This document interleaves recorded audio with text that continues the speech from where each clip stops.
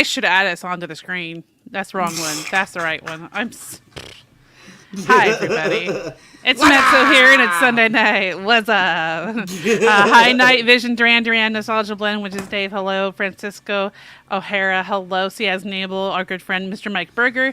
Good to see you all. I'm glad to have you in here tonight. Yes, we have another Saber giveaway. Woo! Guys, we're actually, this is like, hi, Jonathan Knock. How are you? We actually have had a shorter, break between time giveaways. Periods? Yeah, the time periods of giveaways. We're growing and it's great. So please share more. Every more 100s of subs, guess what? Another Saber giveaway. So share our channel, guys. We're actually going to be share the broker I get. Is broker a word? Well, I guess broker's a different more broke. More broke more I broke. Get. Hey, but as I say, I'm always happy to buy your affection. If that's what it takes, damn it, that's what we're going to do. We are going to get this show mainstream. Mike Berger, what's up? Yes, hello, Mr. Berger. Yes, from Jedi Council of America. Thank you for joining us. We were excited to have you all here tonight and back.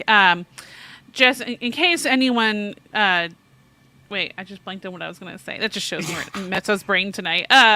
Thank you all for joining us. We have a bunch of fun tonight. We have a great flow for this evening.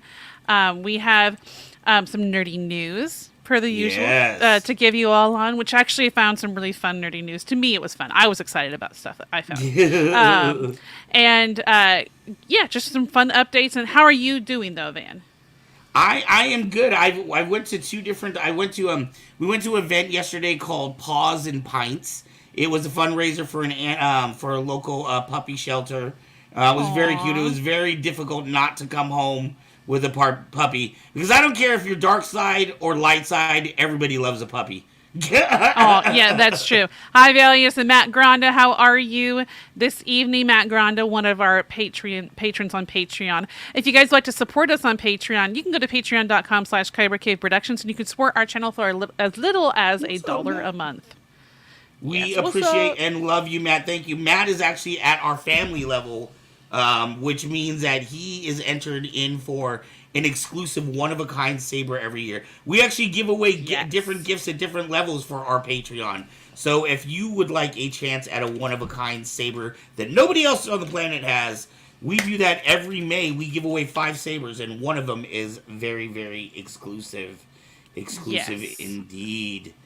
I feel like there was something I wanted to say, but I have no idea. There was just so much going through I never know what you want to say. You always surprise me.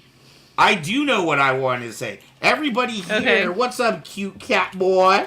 Seasides, everybody here who has left a comment, guess what they did already, Mets?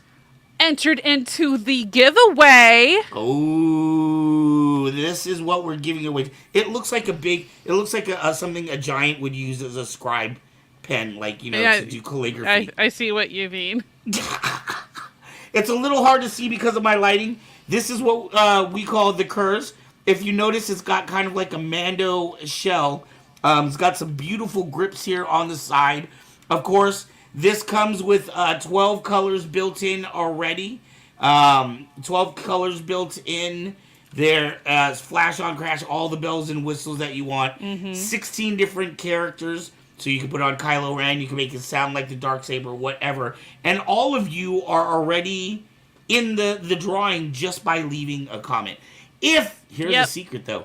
If you have a second YouTube account, or if a girlfriend or a boyfriend or a kid has a YouTube account, you can enter again and get yourself more chances at this Saber. And Kevin has been a past winner of ours. I think he won the cross guard. Barbara says, Mama always needs a new Saber. I agree. If you guys want to know the rules of it, you cannot have won a Saber in the last 6 months, and you cannot be an employee of Kyber Cave or Kyber Cave Productions. And if you are unable to come to the shop to pick it up, which soon nobody will be able to, then you'll have to pay for shipping, which is currently $15. That is right. We have some interesting surprises for you, though. Things that, as always in life, things change. As many of you guys know, and we are starting to let people know that as of January 1st, we will no longer have a storefront. We have a store in Vacaville at the outlets right now, but we're inside another store, and that store is going out of business they've told us after the holidays. So come the beginning of the year, we will not have a storefront. However, we will still be on the road. We will still be running this show. And interestingly, because I won't be paying for payroll of employees at the shop, and I won't have rent to pay for, we will be able to do things like I talked to my fearless leader over here, Captain Metz, and we talked about the idea of taking Kyber K Productions to a convention near you so that you can meet the wonderful Metz. She can interview you, and we can start to have different shows or different segments on these shows. So Yes, if you that would guys be want lots to of see fun. Metz, if you want her autograph, if you want to get out there on the road and get a big hug, let her know. Say, Metz, get your butt out there on the road. Autograph sounds so strange. The only time I think anyone will ever ask me for my autograph is there's this TikTok trend going on where someone's like, will you give me your autograph? And you open it and it's like a really old picture, like from me, from like someone would pick something from junior high or something, you know. I've something seen that one. silly Hey, like you that. know what, though? We did a show in Medford roughly, a month and a half, 2 months ago? Has it been that long? Month and a half ago? I was asked for my autograph from the officer that pulled me over for speeding. That's silly. You coming So, back to Metal Lark? don't give up hope. There's always hope. Someone will ask for your autograph. Nostalgia Blend just said, are you coming back from Metal Lark Comic Con next July? Ooh, Metal Lark. Yes. Oh, yeah, Metal Lark. That is, that's Medford. That's the one that we were just talking about. Oh, okay. Well, We yeah, did, they're just asking if you're going to come back next year. Yes, I would love to come back. If you guys want us to come back, we will come back. I've yet to. Seaside has never gone to a convention. Where do you live, Seaside? Certainly there's got to be a convention near you, especially if you're an installer. How do you put together these wonderful, wonderful toys and never go out and see people play with them? Fan Expo San Francisco, that's correct. In fact, Zayo will be working. Kyber K will not be at Fan Expo San Francisco, but BYO Sabers will be, and Zayo, who works the Kyber K booth, will be working with BYO for that one. So, Mr. Burger yes. says, can put you in touch with Michigan shows. Michigan, that's out by where Graveyard's at, right? Michigan is much further north than where Oh. Graveyard is. Graveyard is in Chicago area. Okay. Well, you know what? There's always an excuse. I'm near Chicago. always an Seaside excuse. said I'm near Chicago. Seaside is near Chicago. All right, guys. So let's get on with our show. Guess what it's time for, y'all? Nerdy news! It's time for that nerdy news. So what's up with the nerdy news today? Let me unhide Van for a second there. First on the nerdy news. Silly. New York City Comic-Con 2024, all the Star Wars news and reveals from New York Comic-Con. Guys, over 15 things were announced at Comic-Con for Star Wars this year, including many different characters getting their own series. Like even Mace Windu is going to have a storyline and stuff. So you want to check that out. The link is in the description below if you're watching the upload, but if you're watching live, I just posted the link into the chat. Next on our nerdy news, which I'm very excited about, David Harbour, who plays Hopper in Stranger Things, says Stranger Things finale table read had everyone uncontrollably crying. And I read the article, and it's very interesting and good. Hello, Irene. And he mentioned something that says 10 years later. Now, I don't know if that means the whole season or the last episode, because it has actually been 10 years since the first season.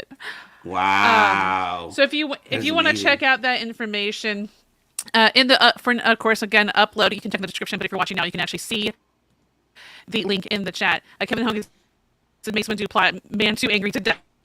He goes, I'm tired of these effing sabers. No, I'm just kidding. But, I Samuel actually Jackson- have a Stranger Things Nobody? sound font on my one of my lightsabers. Do you? I do. What's the sound? Honestly, I don't watch Stranger Things, so I bought it to support another Saber font. It was one of Aaron's friends that created it, so I bought it to support him. One of them, I guess, is one of the creatures on there. I don't know. I don't Demi watch Dog, Stranger probably. Things. I'm not cool. You're funny. I had my autograph asked for by while I was in my morale boosting. I autographed some of my trading cards. That's so cool. That course, Mandalorian everybody family, wants that's an- really, really cool. Alex! Alex, what is up, my guy? Holy crap, everybody's coming out of the woodwoods tonight. It's Yeah, amazing good what to a see you, Saber good to giveaway see you. will do.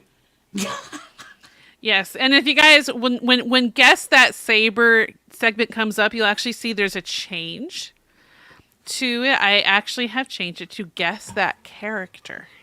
Guess that character. Yeah, it's a little bit of a change, so we'll see how that goes. I gave a follow For so during many the people that Tracy just Con came in, earlier. Well, thank including you, Irene, very much. our good friend that we met today, Irene. This is the saber that we are giving away today. Who is the Mandalorian family? They should appreciate this one, as it has that whole Mandalorian vibe going to it. Yes. So this All right, is the guys, saber so we're next, giving away. Yes, that is a saber we are giving away. If you want to stick around for the giveaways at the end of the show, what do you need to enter? You just need to comment. And if you already commented, awesome. All right. Next is Flow of the Show. James Kaiser, our producer here, sends us a flow every week. And this week is Alan Eason, who has actually been a guest previously on our show, not terribly long ago. So please enjoy this flow.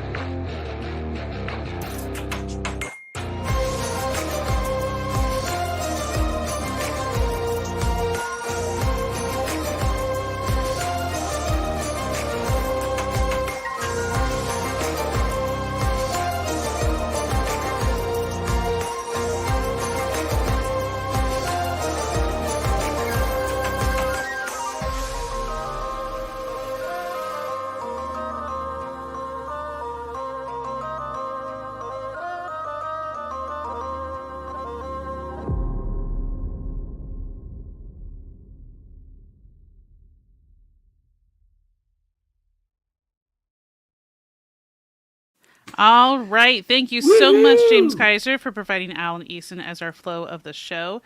We got some cool comments coming through, like Jennifer Goldson said, awesome. Jonathan Rock says, I've never seen the reverse grip used so much. Might try it.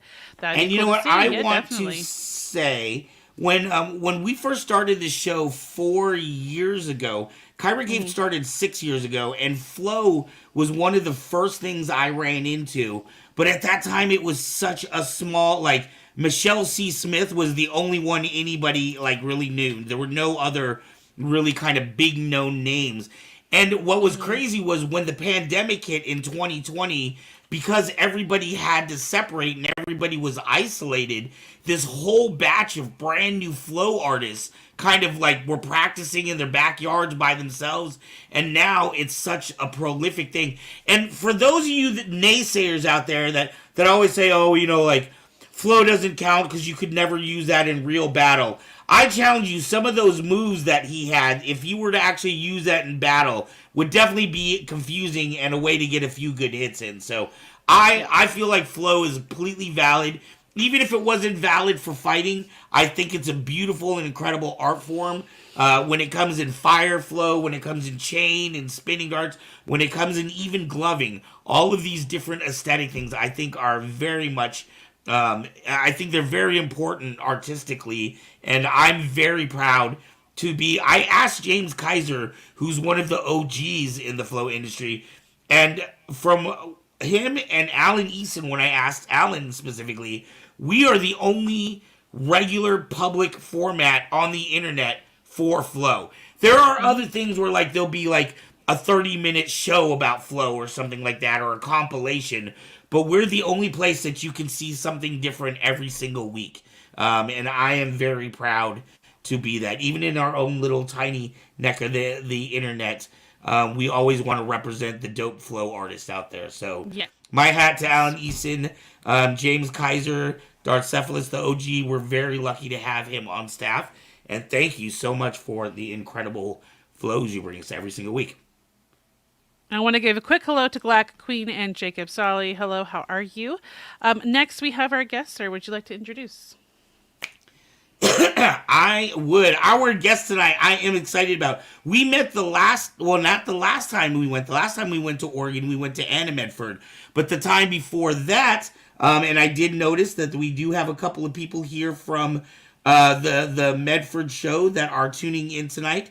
They probably met our good friend. This gentleman, when you see his artwork, you will definitely instantly recognize what he is best known for. I'm just going to let that go. You'll see it in the intro. This man is a fantastic artist. He does incredible art and is super creative. At all the shows that he has done for Colossal Girl Entertainment, he makes an original poster for each of the location, and they've been absolutely fantastic.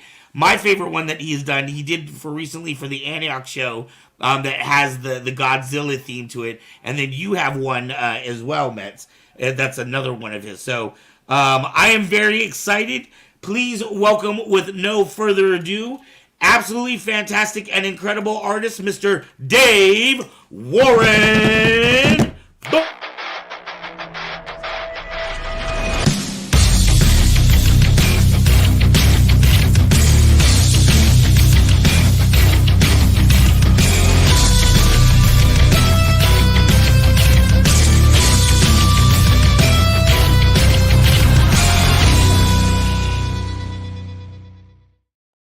Woohoo! How are you tonight, sir? Dan, you made me follow that man's flow. What's up with that? That's like having Guns N' Roses open up and then go, yeah, go on stage after Guns N' Roses. You set me up, man. I thought we were friends. And, I thought you were going to get up and start doing some flow for us. I was practicing in the background with pencils, but I just it wasn't working. So. Well, you know, that's right. You got your own style of flow that we recognize you for here. Hey, Nostalgia Blend, how are you? A Nostalgia Blend is somebody that was in from the Medford area as well. The handle sounds familiar, but I can't say that I can put a face with the name. Yeah. Well, there actually, I believe there's a few people in from the Medford show. At any rate, you're just known all over the place. Everybody wants to see you. Well, yeah, including the Bales bondsman and my ex-wife's attorney. But we'll save that for another podcast. That's why I keep seeing you popping up in different states. Yeah. America's Most Wanted cartoonist. So somebody just asked, how do the Simpsons predict everything? And that is the most asked question. There it is, night vision. I am the Night Rider.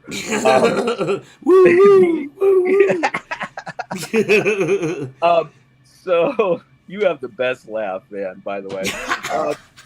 Oh, man, thank you. So in regards to the Simpsons predictions, I'm going to really bum you out because I am sworn to secrecy. So all I can say is no comment. Mr. Warren, just for your pleasure, What for your pleasure? What was that? I came in at the very end of that. I have a whole video recording of Van just laughing. Oh, yes. You know what? Yeah, if we could set that to music, that would just be beautiful. She has a whole laugh track of my laugh tracks. Wow. Well, enough of that. Thank you, Mets. I appreciate that. So tell us a little bit about yourself, Dave. A lot of people here may or may not know you. Of course, when they see your artwork, they recognize right away where they may know some of your art from. But let them know a little bit about your history. Well, so I'm an illustrator, cartoonist, animator. I started out in the business with a show at HBO way back in the day. HBO had an animation division, and we were their very first show, and it was called Spicy City with Ralph Bakshi. So I had a chance. My very first show was getting an opportunity to work with Ralph Bakshi, who was a personal hero as a kid. Lord of the Rings, Fritz the Cat, all those adult features, Heavy Traffic. I could go on and on. But anyways, that was my first gig. And I, before that, was working as an art director for a clothing company that licensed through Disney and Warner Brothers. So I used to draw Mickey Mouse for beanies and caps and T-shirts and Bugs Bunny and all of those things. And I ended up hiring a guy that came from animation, and he came to work for me. And all he talked about was how bad animation was as a job. And all I heard was, man, that sounds like a really great way to make a living. And so I was 32 years old. I went to school at night for a year. The animation union had classes back then at the union. I don't know if they still do. They may. But I went and studied with some of the greats in the industry for a year and got my portfolio together. And a guy that used to work with me I got a call one day from HBO, and they said, "Hey, we're inquiring about this guy Ben, and we're thinking about hiring him at HBO." And I said, "Oh, great artist! I love Ben. What's he doing at HBO?" And they said, "Oh, we're starting up an animation division." And I went, "Oh, wow, yeah, yeah." And I said, "I just finished school, and I've just got my portfolio together. I'd love to talk to you." So they had me come in, and long story short, both Ben and I got hired. Wow. I was on cloud nine. It was just this amazing experience, and to this day, one of the best experiences I've ever had in animation. What year would that have been? What year was that? Oh, dude, don't date me now. Well, you're talking about the beginning of the whole division. I mean, I'm wondering. I think it was 6 months ago. My memory's not that great. 6 months, 6 years, it's all the same now. But I'm sure you must have been able to leave a lot of influence there. Well, I'll tell you what.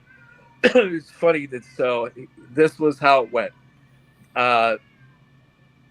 My influence and the guy that I was so proud to work for, Ralph Bakshi, was a challenge for HBO. I'll just put it that way. And we were doing really well in the ratings. We were killing it. And if anybody hasn't had a chance, check out Spicy City if you can find it. It's really brilliant.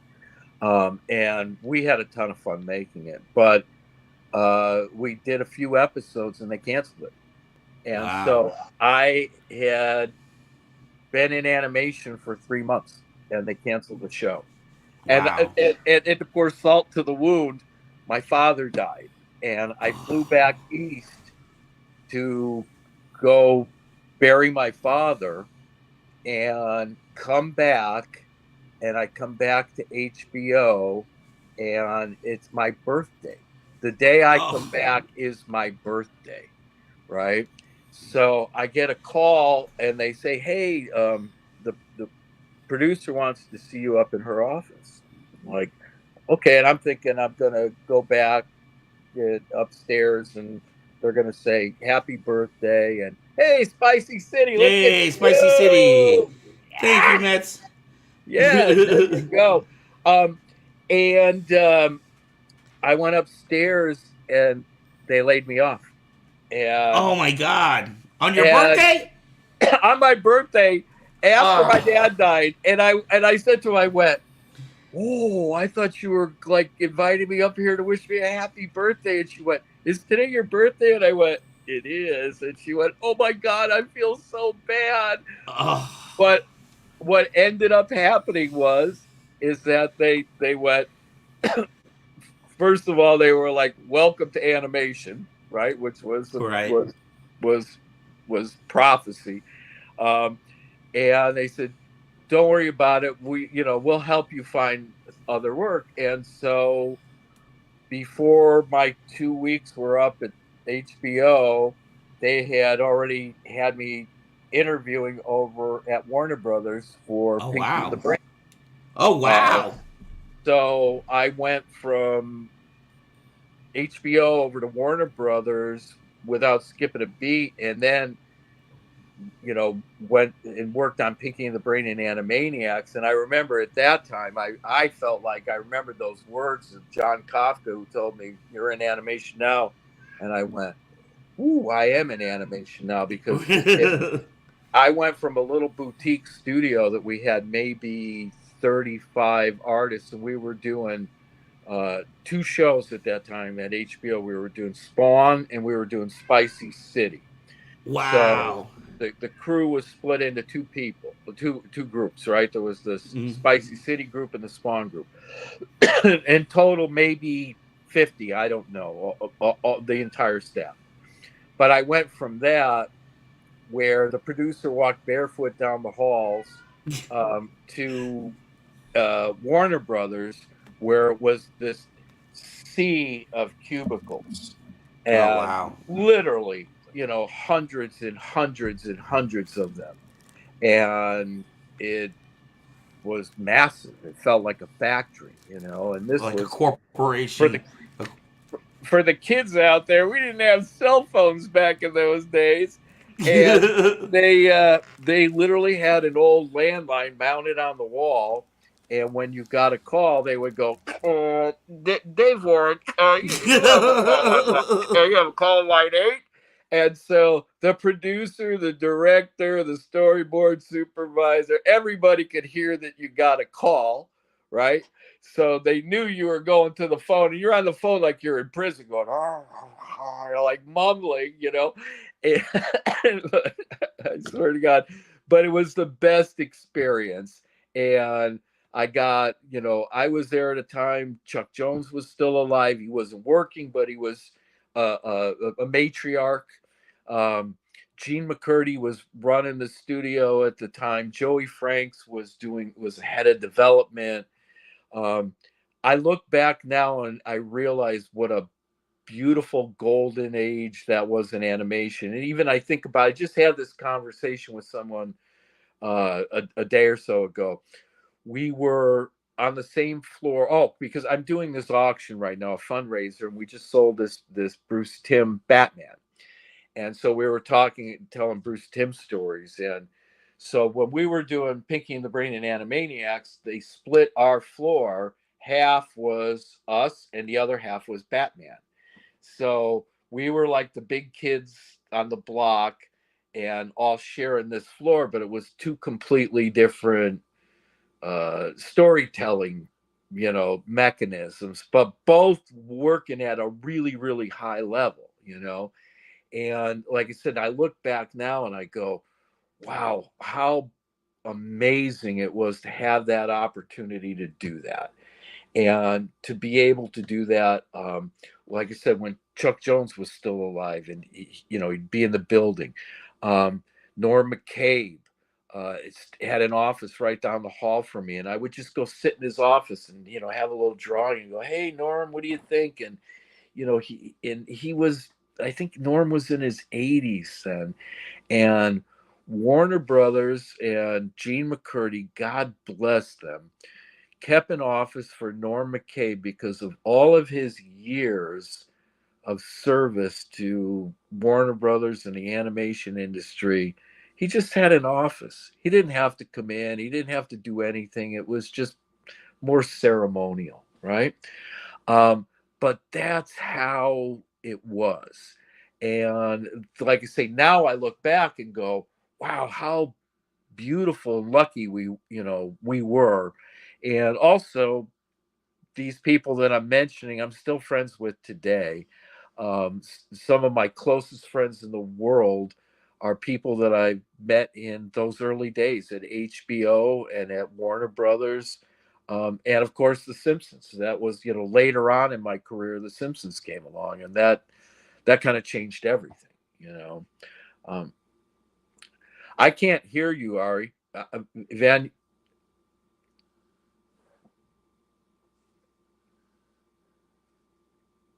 No, you're silent.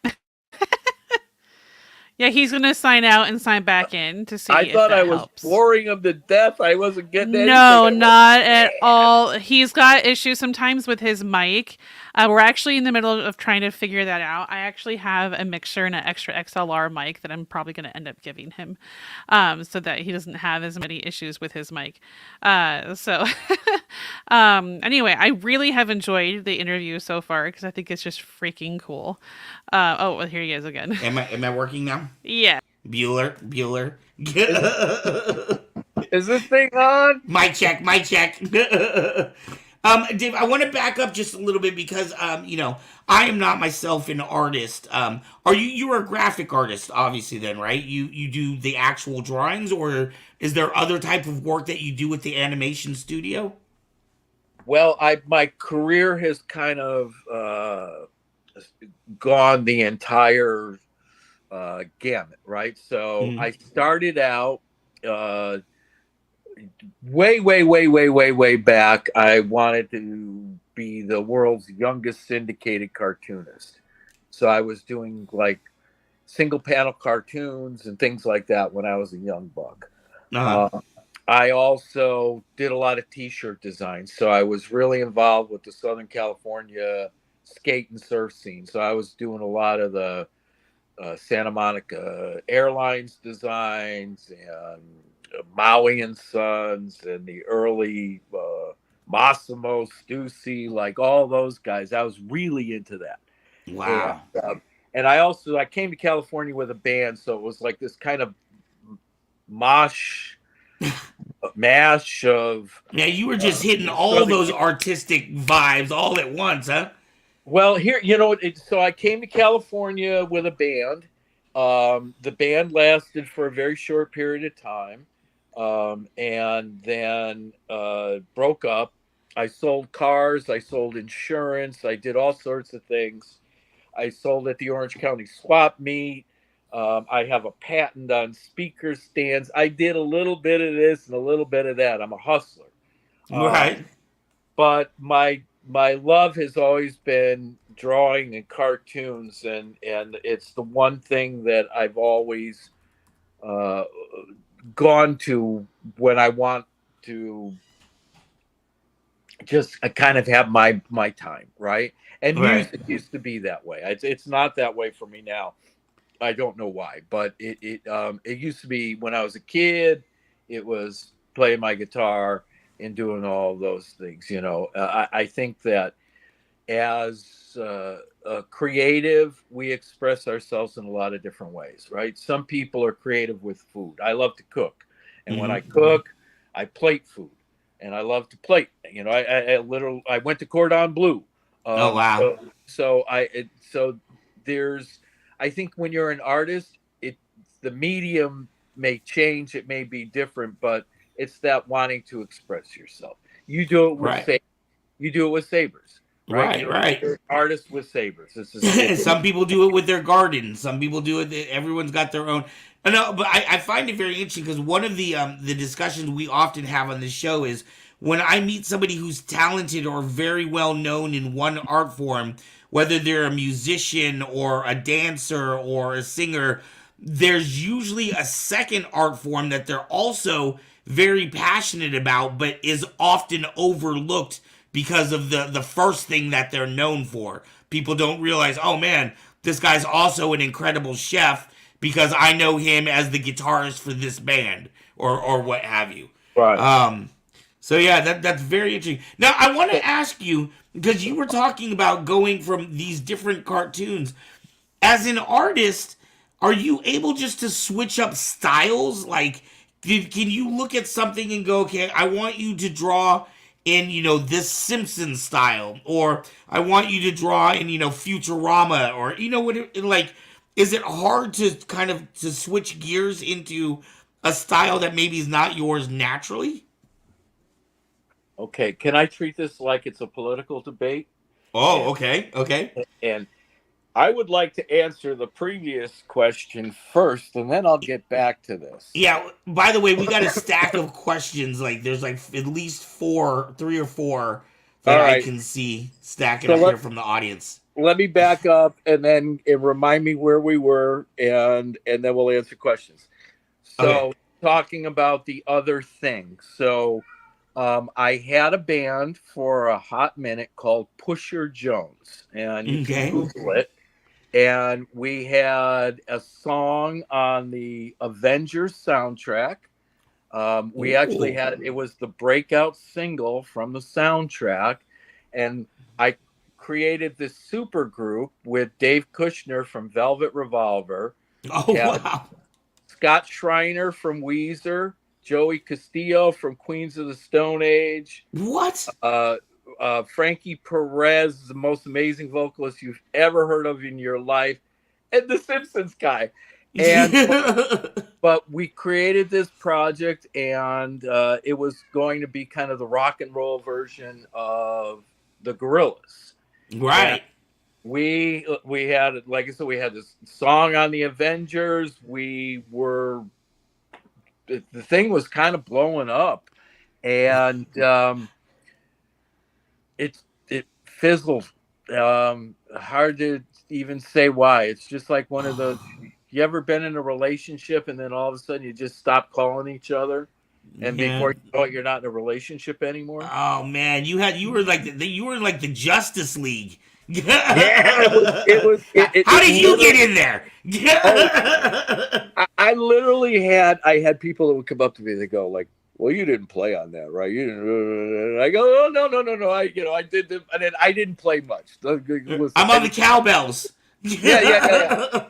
But I did write a little. I did do the background vocals in some of the songs, and I did play on rhythm guitar and bass on some parts.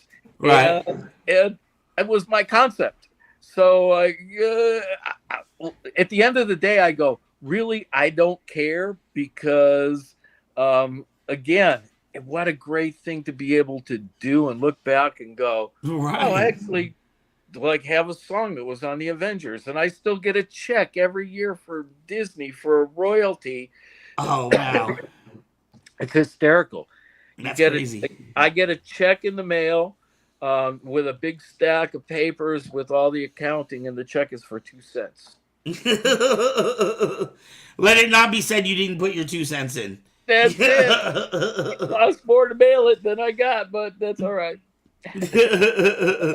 That is fantastic. So Okay. you have this varied career, and oh yeah, let's get through some of these questions. Actually, is that where you wanted to go? I'll go wherever you want me to go, man. All right, let's start way back at the beginning. What was your favorite show to work on?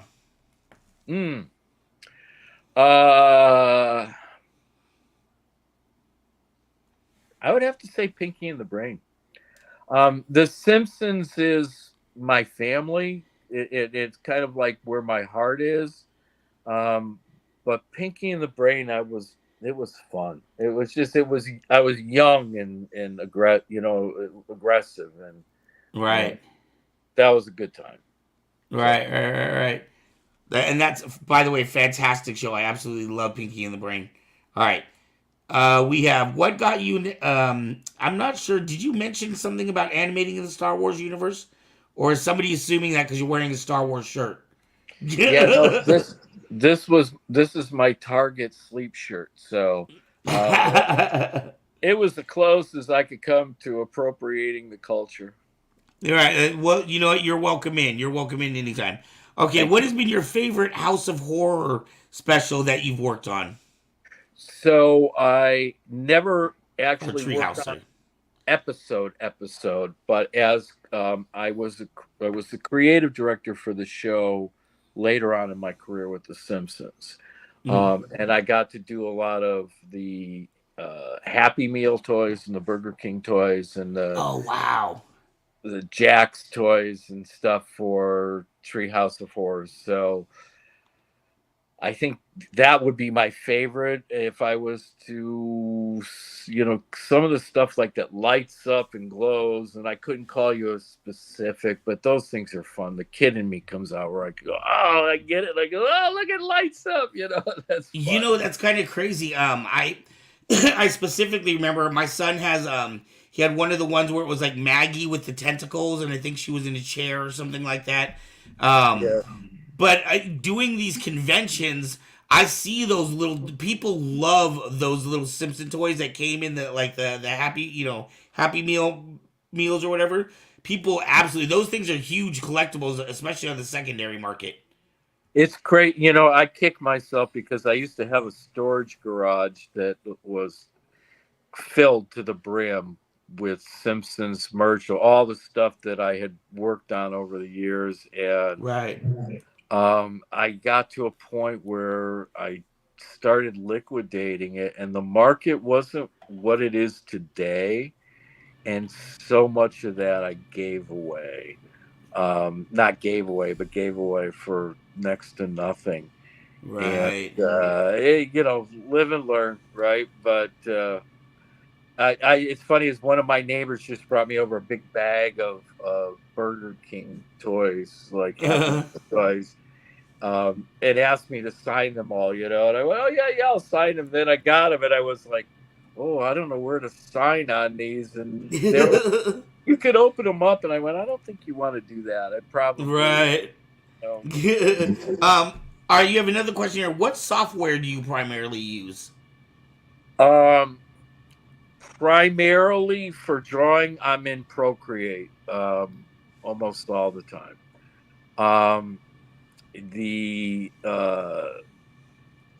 If I'm doing editing, like the print that I just did for this upcoming the HorrorCon in Washington State, or the posters that I've done, I do a lot of the kind of the post work in Photoshop.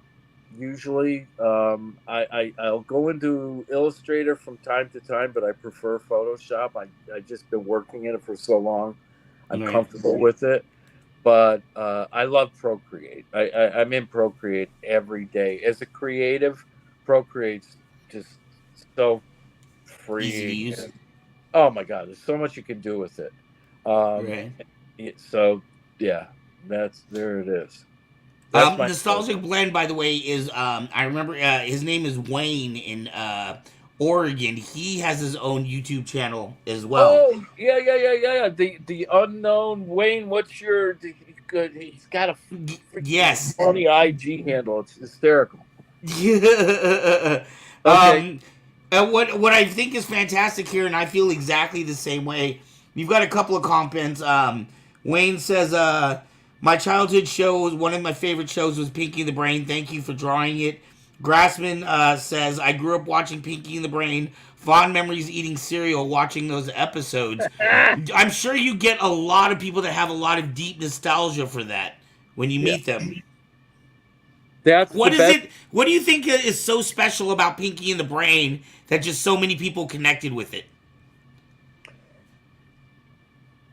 I think that show Well, one, I think that just the level of quality. So there's a certain secret sauce, right?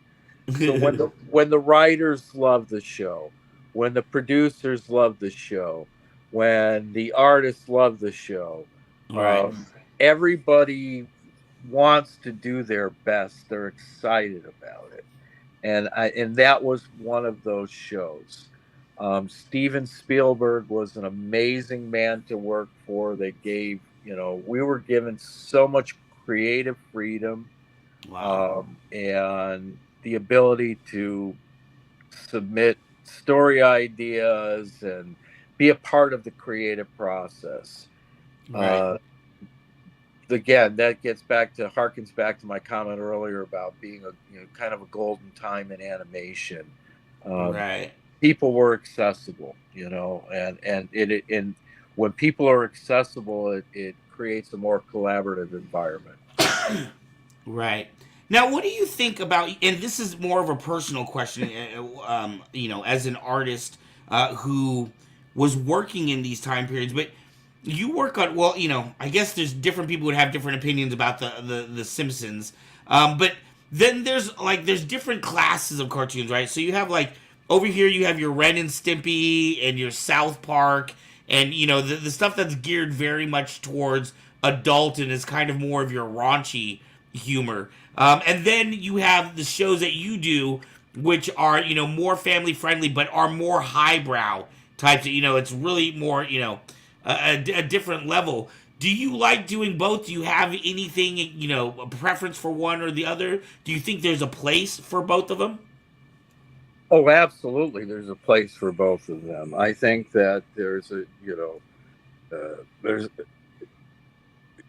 who am I to judge what's good and what's bad, right? So it's your story, it's your creation. You get to tell it your way if you're fortunate enough. We do live in a time where, you know, you've got a podcast. Like anybody can, we can all be, our own channel, right? So I think regardless of whatever you make, there's a quote I always use.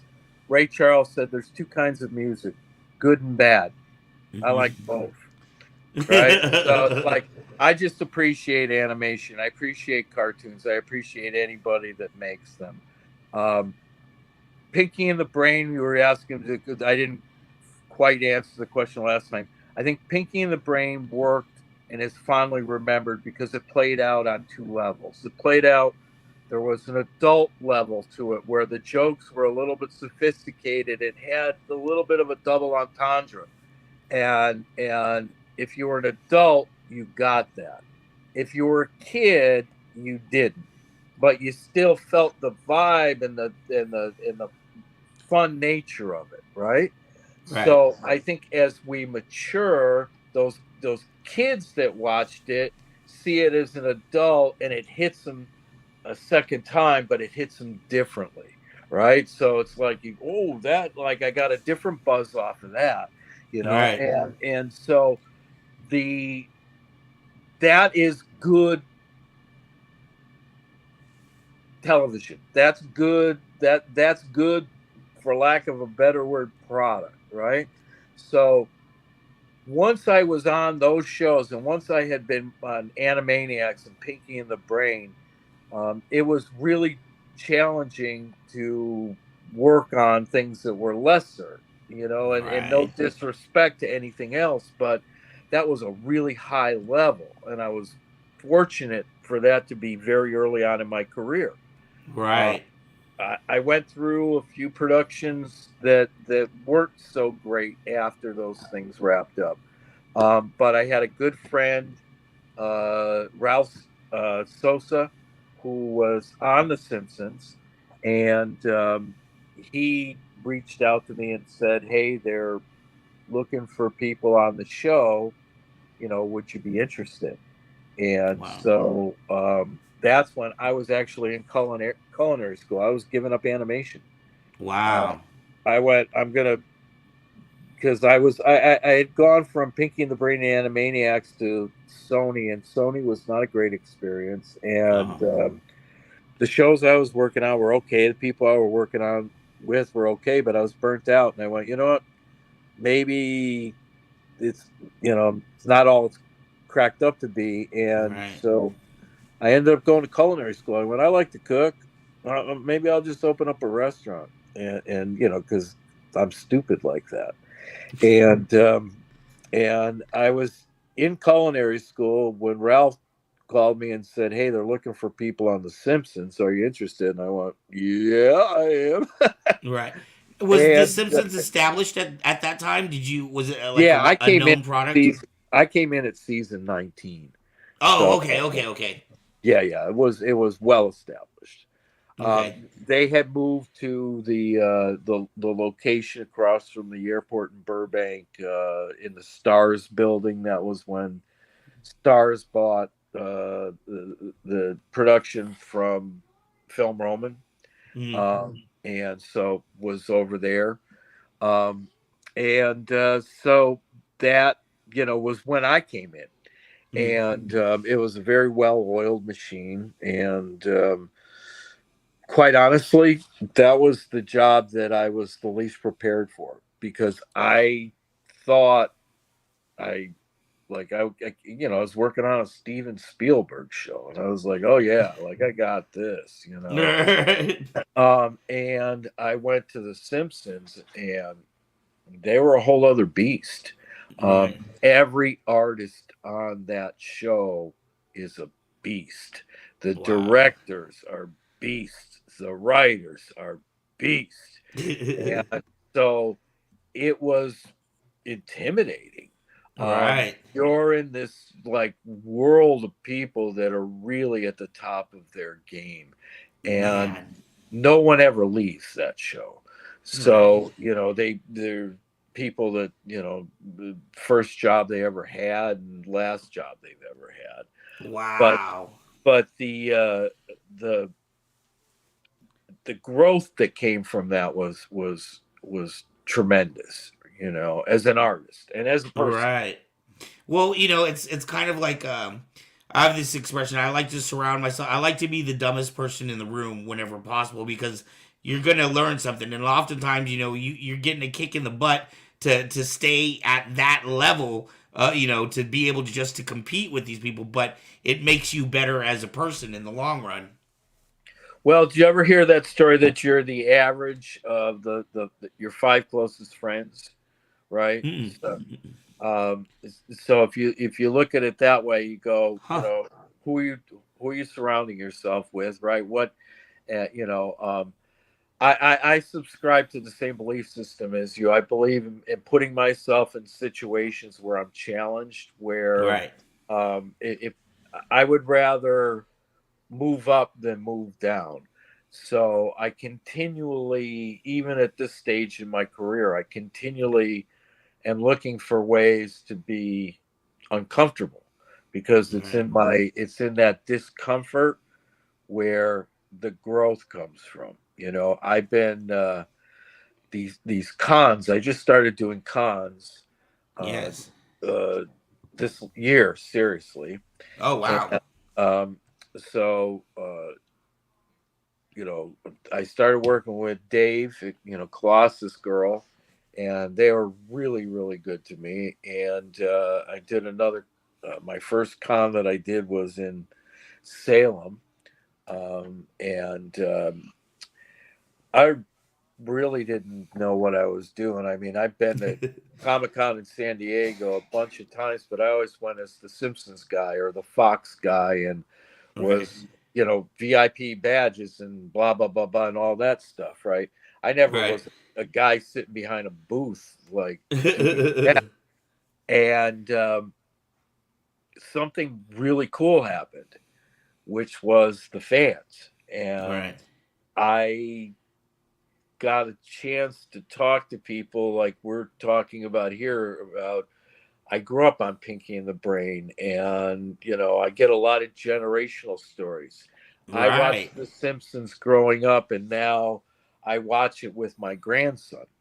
I get Right. that. I get that it shows, and that is everything. It's everything. That's got to be a great feeling to know that, when people say, you contribute to my childhood, or you were a part of a bond that I had with my father. Maybe he's passed along, but my father and I used to watch The Simpsons together or something like that. That's got to be an amazing feeling to hear that.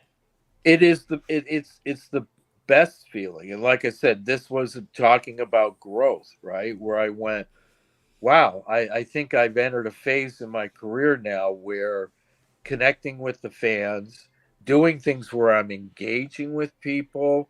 My I love, like, it happens to me almost every show. I have a kid that comes up to me that's like 10, 12 years old, right? Right. And they're huge fans of the show, and they're so excited, and they're just like that you're it makes you immediately go back to being that age, and you remember the enthusiasm you had for life and things like Right. that. Like, I remember Star Wars. Like, I'm old enough, I stood in line for the first Star Wars movie. Stood in line. Right. Like, it was a cultural phenomenon, you know. And so when I see these kids at these shows, they touch me and they make me realize that this has been for something. Like, it Right. wasn't just about credits. It's not just about uh, doing podcasts and Comic Cons. It's about that little kid. I used to be that little kid.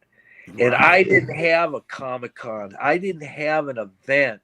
I didn't have YouTube. I didn't have a social media platform where I could connect with the people that inspired me or influenced me. And so to be able to be in a time where I'm doing that now, I go, Right. it just is the best, you know. Right. It really is. I leave every one of these cons and go, man, there was like, how about this kid? How about, because those are the moments that I think about. Right. It's interestingly, this show, we've been doing this show on YouTube for 4 years now. Once a week, we do a podcast and we interview different people. And it hasn't been until this summer that I've gone to new and different cities. Like when we came up to Medford, and I had this guy who was like, "Oh my God, I follow your channel. I've been watching. Can I get a picture?" And this guy was all fanboy. And I'm just like, I'm just a regular dude. You know what I mean? I'm not that. But sometimes when I'm doing this show, and I'm talking to people, it almost feels like it's in a vacuum, right? It feels like it's just you and me, 20, talking, but I forget that there's 20 or 30 people online watching and listening to what we're doing, and so when I go out to these events and I meet these people, it's sometimes a little bit jarring because, sometimes you feel very much alone when you're sitting here, writing out your script or doing what you're doing.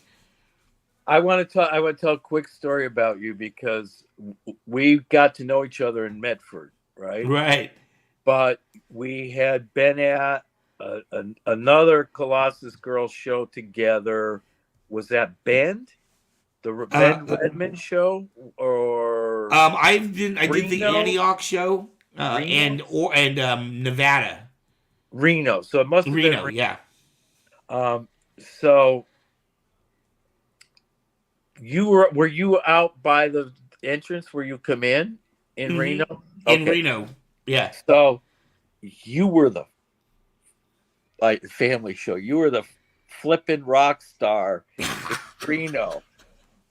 I remember people coming back to me and going, "Dude, have you seen the lightsaber guy?" And I'm like, "What?" They're like, "Oh man, he's got a line outside his booth, like they're 10 deep." And I'm like, "What?" They're like, "Yeah, man, he's making custom lightsabers. It's crazy." And like, people had me so excited that I literally left my booth and went, "I got to go check this out." And then I walked by and it was true. You had there was 50 people around your booth. And I literally walked back and I went, "I think I need to be in the lightsaber business." Oh man, I tell people all the time, I have the best job in the world, dude. I get to see grown men and grown women turn into 7-year-olds on a constant basis. See, there you go. There you go. But so it was that show that I was like, I'm fascinated with this lightsaber guy. Like, I want to know more about him. And the next show that we were at, that metal art show, I was busy and I didn't really have a moment to myself. And you were kind enough to come by. And then when I put two and two together, realized who you were, I was like, whoa! I was like, oh my goodness, I'm not worthy. Yes, I'm in the presence of the lightsaber god. Oh, that's absolutely hilarious. Yeah, we get a lot of compliments, but we just try to have fun in our booth. If I got to sit there all day long, I'm gonna have fun. Well, the thing is, but personality is key, right? We are in the entertainment business. I tease my fellow artists and I say we're cartoon carnies, right? But we are though. We're a traveling circus. So you and I, we go from town to town and we show up, we set up our booth, and people are coming there and they're looking to be entertained. So what you do is providing a service to those people that, your lightsabers are fantastic, right? Right. But you're the secret sauce. You're the secret sauce. You're the reason that people go like, I had such a great experience because of that man. Oh man, thank you. Just Dude, don't let Messi feel... go out there. Your business, your shtick is all done, dude. That's all I'm gonna say. All right. I was telling Mets, I don't know if you heard at the beginning of the show, but I found out recently we're losing our shop after Christmas. And one of the things I was talking to Mets about, I was like, oh man, this guy Dave, I was talking to him and we were talking about him coming up to the store and he said he'd do a poster for us if he came to the store. I was like, I want to throw an event together as a going out business just to get you in the shop. Yeah, well, I don't know what I'm going to do with that poster now. I heard the announcement. I was like, damn, I did a poster, man.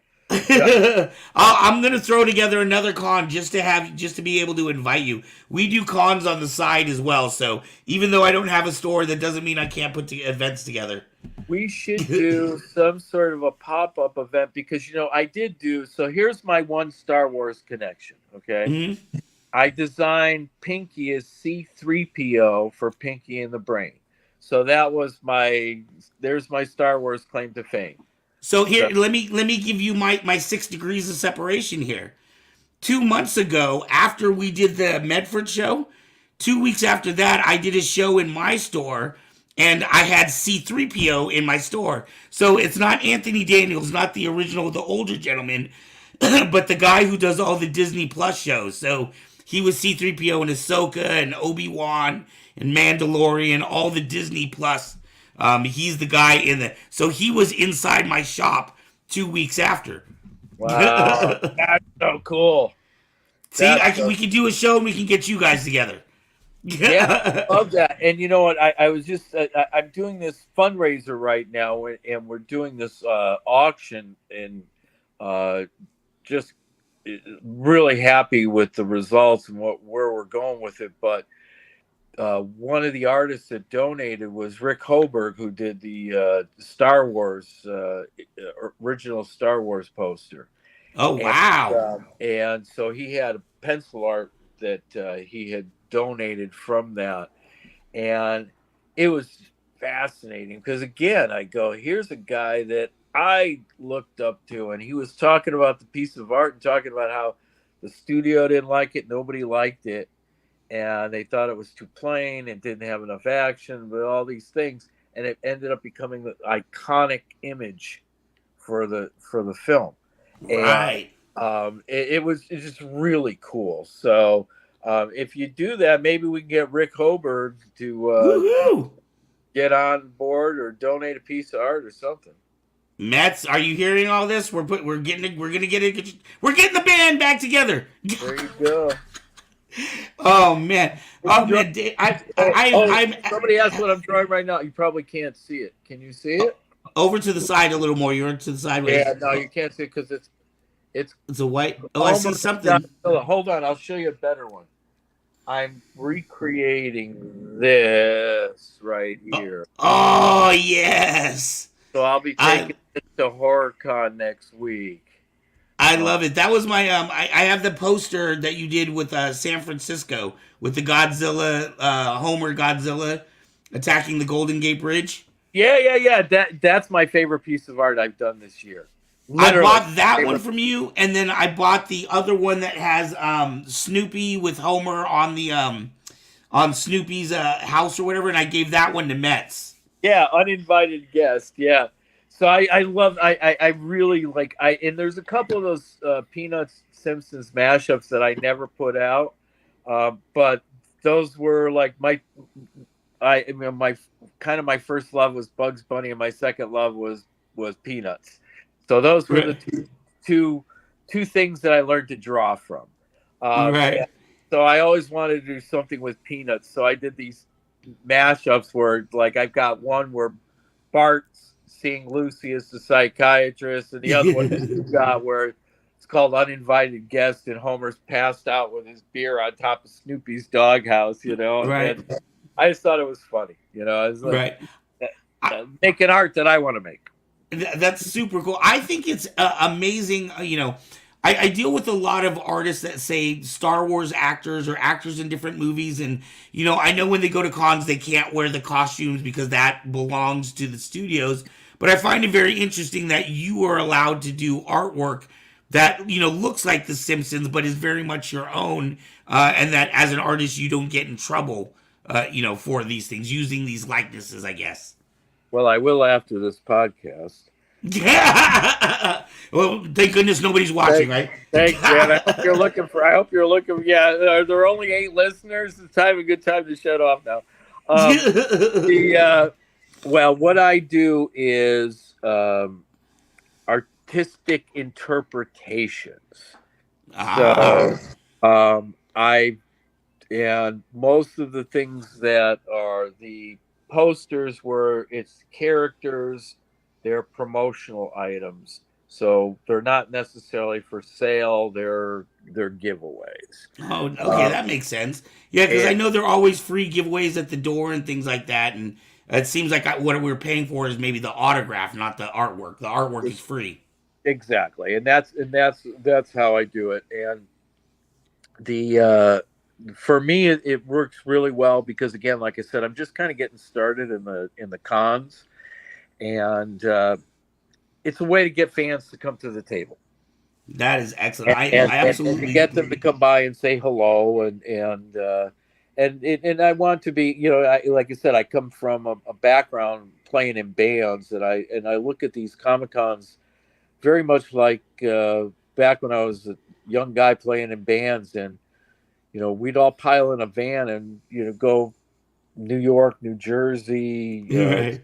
Connecticut, and play clubs. And the first time you went to a club, there might be 8 people at your show, right? Right. But you still put on a good show because those 8 people go back and tell their friends, and their friends come back next year. So the next year you go back and there's 20 people, and then the third year you go back, there's 50.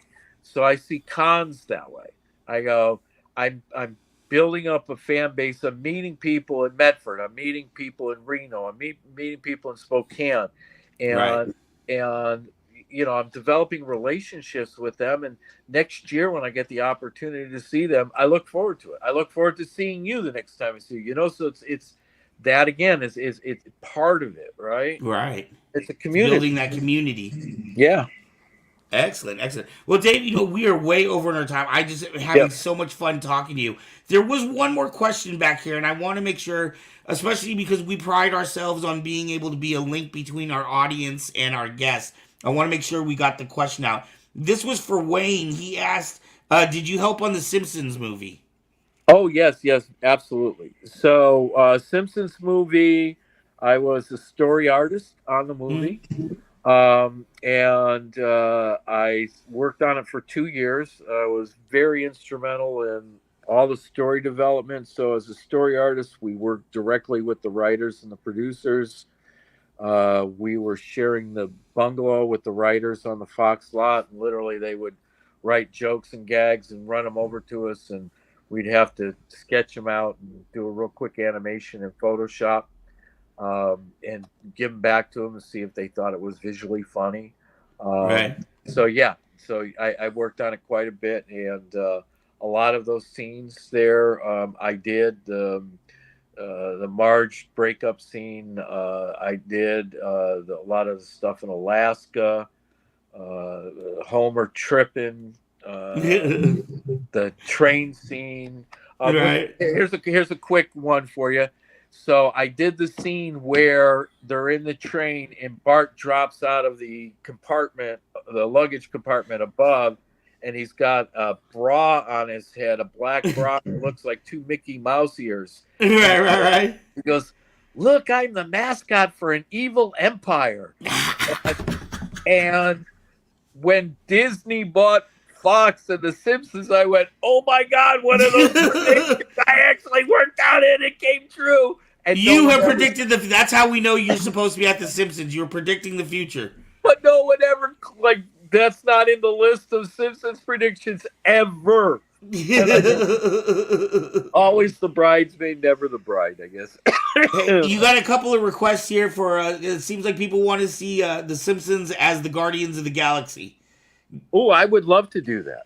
Yeah, well, all of you watching in the audience right now, you got to get to one of Dave's shows, and then you can request that. Maybe it'll end up as a poster for one of the cons.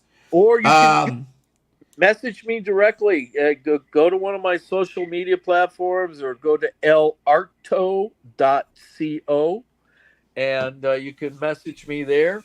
But absolutely, and thank you so much. It's been a pleasure. I don't want to take up any more of your time, but you've been great, man. Thanks, man. Oh man, thank you. Iconic Ontario Joker line before you go. I'm not sure what that is. Ontario Joker line. Look at Simpsons Firefly. Just good ideas in this audience.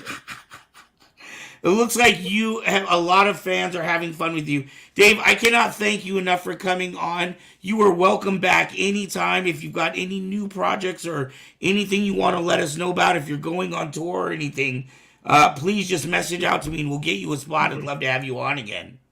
I'm thinking about seeing if I can book a tour with the Flow guy that opened up for me and see if we can do a double headliner tour or something, Hey, Alan Eason, you can do a poster with Alan on it. There you go. Coming to a pop-up shop near you. Everybody, this has been a fantastic interview. Mr. Dave Warren, check him out at a convention near you. He is out there. He is getting out and meeting all of his fans. Also, Mezzo put his information in the links. If you look in our description, it will tell you how you can find more of his art. I know I reposted, you were just doing a special where you were doing a special online where people could have their own art personally done. So yes, HorrorCon. Make sure you get out to that. Next weekend. I love the HR Puffin stuff on there too. That's amazing. So just quick plug. Next weekend I'll be at the HorrorCon. Yes. In Washington State. So if you're Washington State, come on out Friday, Saturday, and Sunday. I have that beautiful print. We have a limited edition of 100 of them for the first 100 guests. So come on out and get your hands on that. And it's got if you want to play who's the guest. This is all, well, not all of them, but some of the guests that are appearing, except for that dude down in the bottom corner there, the 24 guy. He canceled today, so we're gonna. Oh man. Well, that is going to be absolutely amazing. If you are in the Washington State, for those of you that are in Oregon watching this right now, head on up there and keep looking out for Dave. Check out his website and see where he'll be at. And if you come up this weekend and you mention this podcast, Van's going to give you a free Saber. I'm happy you told me about that. I want to see if anybody actually comes out now. People are going to be rushing to that show. And you know what? I'll do it. I'll give you a free lightsaber. I didn't mention though they're $7 light up keychain lightsabers, but I'll give you one. If Dave messages me and says that somebody mentioned this show, I'll send you one. They have for my grandson's birthday, we got inflatable lightsabers. I think they're only like 50 cents a piece when you buy them in bulk, so we could do that. Oh, wait a minute. Now you're slighting my guest. I was going to give them a free, like, Vans lightsaber, one of the good stuff, man. Well, we'll get them something. Hey, thank you so very much. Thank you to everybody that tuned in. Mezzy, thank you for all your hard work. I really appreciate it, and I'm looking forward to seeing you again, man. Really. Yes, really. most definitely. Next time we'll bring Mezzo out on the road with us. Sounds like a good idea to me. All right, Dave. Thank you for hanging out with us. You have a wonderful night. Peace. Peace.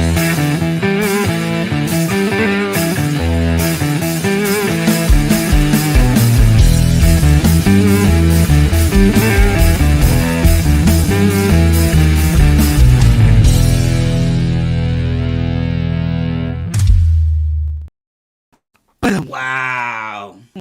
It is amazing feels how weird one person... with me on that side. Okay. Oh, it's like sleeping on the wrong side of the bed.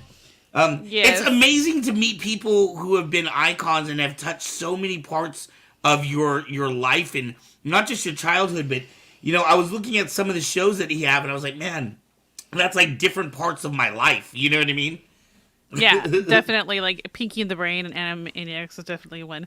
The ones that I'm like, oh gosh, yeah. There's so many memories tied in with these things that we grew up with. It's hard to like comprehend that he was on our show. Okay. Thank you so much, Mr. Warren, for coming on our show, and I'm very excited to meet you in person one day. That would be a lot of fun. Anyway, all right. So there's something happening. It's not Guess That Saber. We got a new segment tonight. Yeah, we got a new segment. Great job, Mezzo and Van. You guys did a great job with the show. Really enjoyed it. Thank you, Lightsaber. I'm glad you've enjoyed it. So before we do our giveaway, yes, we have a new game called Guess That Saber. And just to guess that Saber, guess that character. Guess that character. And just to remind, this is the Saber we're giving away. I know my friend Rav, she's the one that's a Mandalore family. She will appreciate this Saber most of all. But yes, this is the Saber we're giving away tonight. And don't forget, the more people you tell about this show, the more people that are tuning in, the more subscribers it is, the more Sabers we give away. It's only been, 2 weeks since our last giveaway? I think so. 2 or 3 weeks. I think it's only... You want them all? Is that what you want, Matt? If Matt... look at the screen. Look at the screen. Yes, so this is the Saber we're giving away tonight, and the next 100, we will give away another Saber. And then the 100 after that will be a NeoPixel. Yeah, all right. So... Here's Guess That Character. Oh, yes. I made it start easy. Who is this, Van? Is that Savage Press? No. Darth Maul? Darth Paul? It is Darth Maul, yes. I made the first round so y'all could know how the game was like a little bit easier. Oh, okay. So that was the first segment of it, in a sense. Darth Paul. Who's this? I bet you guys will get it. Okay, I bet you'll get it really easily. I'm going to put mine in the private chat. I'm your private chatter. Okay. Let's see. I think everybody got it. Yes. Oh, yeah. It's Reyes. I wrote Skywalker because that's what she's known as, of course. Yeah, no, boo. That's Rey Palpatine. I know. But next week would be harder. This is an introduction, so you guys know what this new segment is going to be like. Ooh. So it is going to be harder starting next week. I just chose a couple that are known, pretty well known, for you guys. We have okay. Cam is up in Golden State is Idaho, I believe. Golden State Comic-Con. That is Dave Hawthorne and Marina's show, which is how we met Dave Warren. But he says that Ray Park will be there this year. So guess what? We're going to be there this year. Mets, do you want to go and meet Ray Parks? Maybe do an interview with Darth Maul? When is this? Next year in the spring. We got plenty of time to plan. Ray Park canceled. But... Wait, Ray Park... still be cool. Oh. I hope he's Wait, okay. well, That's my first thought. wait, hold on though. But we may be talking about he may have canceled for I don't know how long his cancellation is, but Golden State is not until next year. So there Okay, may you will see how he's doing then. But we'll see. yeah, We'll that'd see be what really happens. cool. I mean, Yes, and I'll I be really honest. hope you win too. Oh, May I'm one of those 17th and 18th. Okay. I'm one of those people that if I go to a con and a single person even knows who I am, my mind will probably cry from excitement. I wouldn't know what to do. I'd be in shock at first. Yeah, that's how it would go. I'm telling you, it's so weird, man. It's like I said, it didn't start happening until this summer, and then like when we would because we this summer was the first time we had hit new cities that we've never hit before. So I guess Yeah. I was just used to seeing the same people over and over. But when we started hitting new cities, like when we went down to Ontario, that was the first time that was someone's like, "Oh my god, I watch your channel, I follow your channel," and I was like, "Oh my god, that's so weird." I mean, like, I I'm thought it was just you and me around. talking to each other. Yeah, right. All these people in the comments, I don't know if they're real or not. No, we know They're in you're my real. head. I've met a couple of you. All right, guys, guess what? It is time for. Oh. It is This- time. We have 32 entries right now Oh, it's on mute. for. Ooh. You Y'all can- get your comments in right now. That's right. I don't charge got- a thing for my autographs, Night Vision. I have never signed one before, so why would I even charge one? It's gonna be worth a lot, I guarantee you. Get her autograph now while she's still No. giving them out for free. No, it will not. It will never be worth it. It'll be worth whatever sentiment someone puts to it. All right, the comments are coming in. Everybody's making sure that they're getting there. Yes, they are. Everyone get in there. I mean, I'm shameless plug here too. I recently got better internet, and I will be streaming on my own channel again on Twitch at Metso JD. So my name and then JD at the end. I will be doing my own stuff on there as well, and my favorite thing about streaming is not necessarily the content or the work. It's connecting with people. That has always been my favorite thing, and that's what I miss the most on my personal channel. So I will be going back on my personal channel as well. I probably won't get started until like the third week of November, but if you guys want to give it a follow, you go to twitch.com/MetzoJD or just go to twitch.com and search up MetzoJD. You'll see a picture of my face. And you'll see I've actually done some new channel art and work on there, so I'm excited to. I am a Twitch for Star Wars Hunters. Awesome. And we'll still have like Retro Alcove will be coming back here. Yes, we still that have will be Aubrey's coming show back. that's going to be coming out at some Yeah, point. she's editing. She's finishing up the first episode, and I'm working on the second. So we're making some progress. That's a show that's been in the works for a very long time. Yes. And we're going to be re-recording our third and fourth episodes to get that sorted. All right, guys. Well, thank you so much for joining us for this giveaway. Who's ready? And I want to remind you, while you're getting your last second comments in, ready. please support us at kybercave.com. We're coming into the holiday season, and as many of you have heard, we will not have a storefront after this. Kyber Cave will still be around. We've been around for 6 years, guys. Believe it or not, we have been around as a lightsaber store for 6 years and as a YouTube channel for 4 years. We started the That's not what I YouTube meant to channel show. when the pandemic happened as a way to stay in touch with all of our friends and family. And we just kept it going, and we've been able to Yes. meet a lot of cool people. So we want to be able to keep that going. At first, I was Okay, really we're bummed ready. we were losing our storefront, but it may actually be a blessing in disguise. And I'm thinking it may be a way for this channel to grow faster if I can get Mets and more of our crew, Aubrey and Yes. all those people.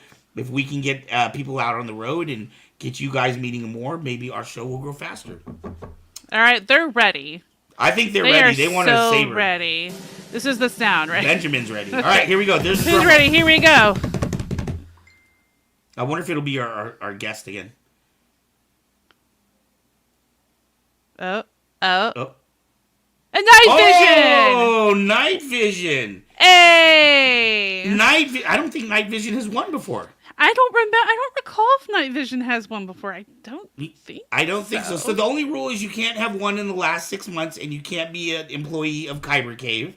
Night Vision is someone that has been with us, well, at least all quite summer. some time. Yeah. Yeah, and Night Vision watches every week. What? He said, what? He's like, what? What? Yes, the Saber is all yours, my friend. So the only thing you got to do is you've got to message us at Kyber Cave, Facebook Messenger at Kyber Cave, and my store manager will get that package together for you. Take this off. It is, if I remember correctly, Night Vision lives like somewhere else in the country, like somewhere back east or something. So it is $15 to mail it, but it's $15 to mail your Saber and the blade and everything you need. Saber. I didn't see my name. Oh, but maybe next week. Remember, guys, we do this every 100 subscribers, and I know we're over for now. On to our next. We're at 2315 right now. That's awesome. We're already 85 away from the next one. That's just crazy.